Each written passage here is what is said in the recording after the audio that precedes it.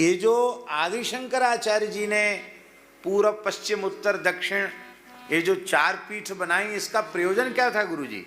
इसका प्रयोजन यही था कि एक एक आचार्य एक एक दिशा को पूरा अंतिम तक वहां तक जा करके और लोगों की सुरक्षा करेंगे। लेकिन क्या वहां तक अंतिम व्यक्ति तक हम पहुंच पाए? हम नहीं पहुंच पाए।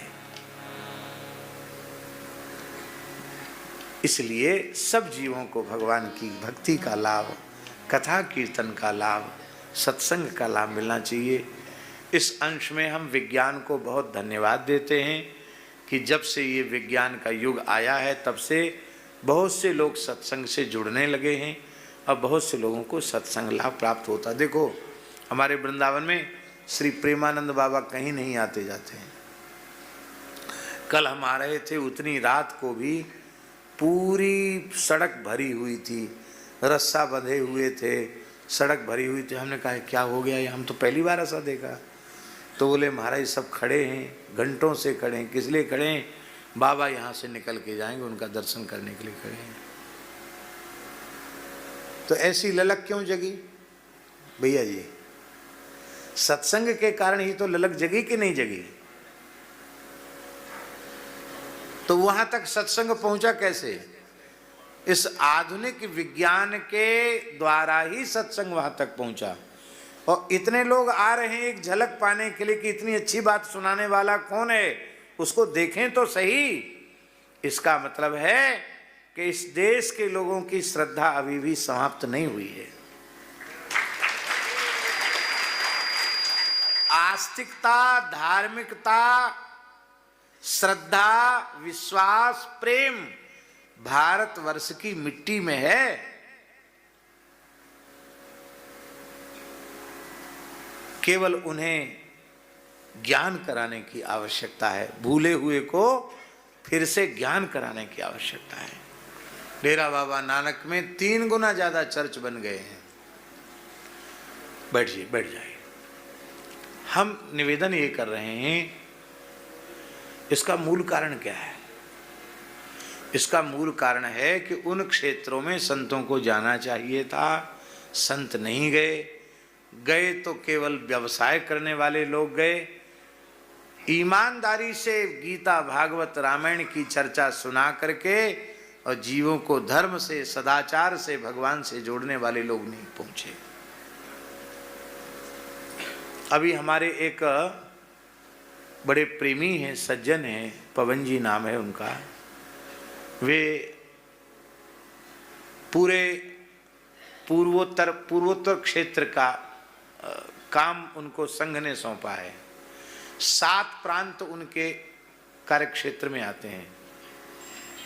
मणिपुर, आसाम, त्रिपुरा, मेघालय, नागालैंड, ये सब मिला के 7 प्रांत उनके कार्यक्षेत्र में आते हैं।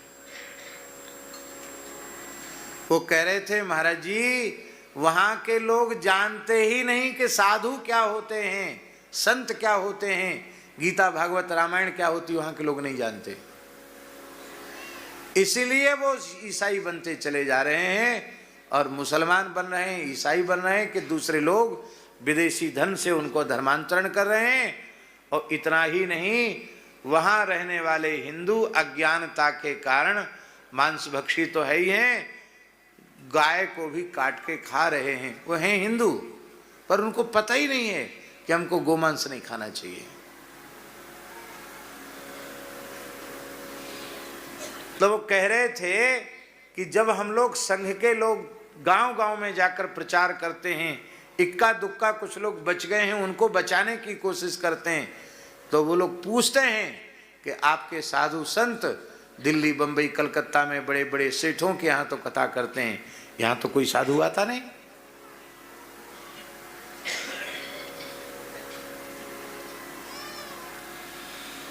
इसलिए गुरुजी महाभारत में लिखा है, ब्राह्मणों ने जिस क्षेत्र को वर्जित कर दिया वहां नहीं गए, वहां सत्संग चर्चा नहीं हुई, वहां म्लेच्छों का प्रभाव बढ़ गया।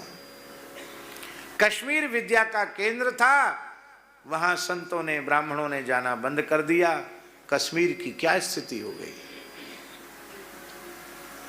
इसीलिए वनवासी क्षेत्रों में, सुदूर क्षेत्रों में, देखो भैया जी, मरीज हॉस्पिटल में जाने लायक होता है तो उसको ले जाकर हॉस्पिटल में ले जाते हैं, और मरीज इतना गंभीर है कि वो जा ही नहीं सकता तो दयालु चिकित्सक उसके पास चल के जाता है। भैया ऐसे लोग हैं जो अयोध्या वृंदावन नहीं आ सकते, चित्रकूट नहीं आ सकते, कथा कीर्तन सत्संग में नहीं आ सकते। निर्लोभ निष्काम वृत्ति वाले वक्ताओं का, महात्माओं का कर्तव्य है ऐसे सुदूर क्षेत्रों में जाकर के उन्हें गीता, भागवत, रामायण के विशुद्ध सत्संग की चर्चा करके जीवों को भगवान से जोड़ना चाहिए।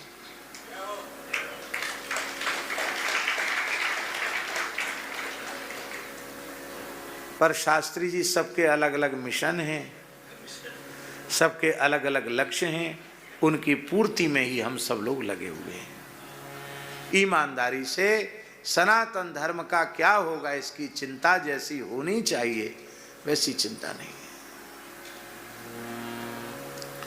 परम पूज्य श्री करपात्री जी महाराज परम वीतराग, परम वैराग्यवान तत्वज्ञानी महापुरुष थे, लेकिन उनके हृदय में भारी कष्ट था इस बात का कि इसलिए अपने संपूर्ण जीवन में वे धर्म का प्रचार प्रसार करते रहे।